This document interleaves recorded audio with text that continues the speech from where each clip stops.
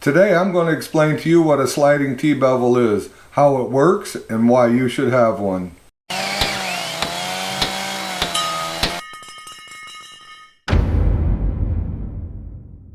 Sliding T-bevels have been around for a long time, and the whole idea of it is that this part flips out of it, the steel blade. Some of them have steel handles here.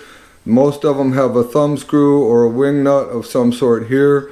Some have a little tightener down here that you can tighten the blade up with, and the whole idea is that once you get it where you want it, you tighten this thumb screw and it stays there.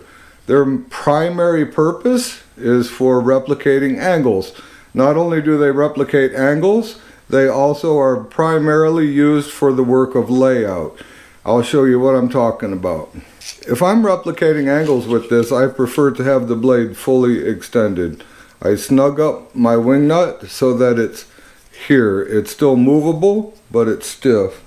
I'll come over to the angle that I want to replicate, and I will just pull the blade down to it. So my handle's tight against the board, my blade's tight against the top. Now I'm going to go ahead and give this thumb nut a nice little tighten. So it is there. Then I'm going to come over to my miter saw. I'm going to lay it in here, get it kind of going in the right direction. I'm going to set my blade of my T-bevel against my fence and just move over until I get a precise alignment with the blade. That's going to be pretty close to our angle right there, which is 22.5. Let me show you some other fine uses for this. If you're doing siding work and you need to find this angle, it is so easy to do with the T-bevel. You would draw you a level line anywhere on here, take your bevel, stick it up here, slide it to your adjustment, tighten your wing nut, and there you have it. That's what you would cut your siding at. And this will be the same all the way up. Then you would take this angle, you would scribe that onto your siding, cut it with your snips, and you're good to go. It's going to fit perfect. When I'm doing trim work, the sliding T-bevel is my go-to tool. I'll come in here, I'll place it on this inside corner of the wall. I'll get it fitting around the wall precisely, lock it into place. This works for inside and outside corners. Once I get my T-bevel set to my inside or outside corner, I come over to my Sawset miter protractor. This protractor is intended to be used in conjunction with a T-bevel, and this will give you the exact angle to set your saw.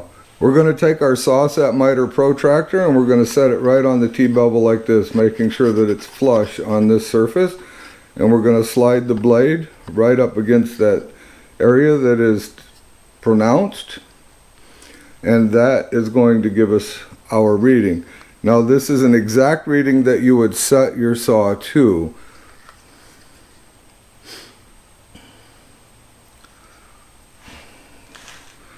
So as you can see, it is not on the scale. The reason it's not on the scale is I need to come over here. It is not a true 45, which most inside and outside corners are not true 45s when you're doing your trim work. And that's one of the problems, is everybody assumes that they're a 45, so they cut it at a 45 and they put the two pieces together and they have a gap on the inside or the outside because the corner is not a true 90. That corner that I just checked is actually 44 degrees. I would have to cut both pieces at 44 degrees and create an 88 degree angle. It is not a 90 degree angle, it's 2 degrees short. Not only do I strongly suggest that you add a T-bevel to your arsenal of tools, I also highly recommend the Sawset Pro. This isn't a sponsored video. This is a company that I worked with a little bit in the past who supplied me this to check it out, to try it, and it is actually a tool that I truly like. It is so accurate, so easy to read, and it gives you the direct saw settings. You don't have to do any math. You get your setting off of here, you put it on your saw, and you cut your board. I'm going to put some links in the description of this video for the tools that we use today. If you use those links, it will cost you no extra money. However, I will receive a small percentage. If you haven't subscribed yet, I would greatly appreciate it if you would consider doing so. That's all we got for this time. And remember to always respect the power of your power tools. If you enjoyed yourself, click on one of those two videos. They're going to pop up next to me. We'll see you soon.